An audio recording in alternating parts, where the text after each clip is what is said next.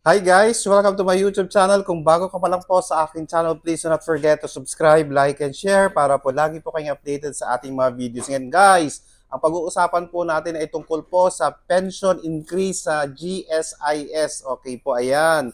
Okay, so meron po tayong bagong nabasa po sa kanilang website ng ating GSIS. Okay, meron po tayong pension increase para sa ating mga old age and disability pensioners po under RA 8291, RA 660, and PD 1146 po, who have been receiving regular pension for 5 years or more are entitled to pension increase. Wow, ang galing naman. May pension increase po ang ating mga old age and disability pensioners po.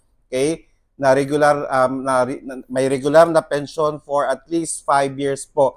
How much is the pension increase? Sabi po dito, the amount of annual increase is based on the amount approved by the GSIS Board of Trustees. Okay, so nakadepende po sa ating mga Board of Trustees kung magkano po yung ibibigay na pension sa atin. Ang importante po, meron po tayong pension increase. Magkano man yan, nakadepende po sa kanila.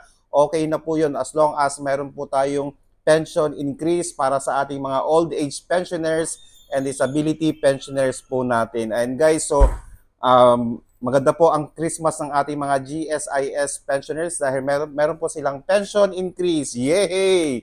Okay? Sana po nakatulong po ako. Maraming salamat po and stay safe. Bye-bye!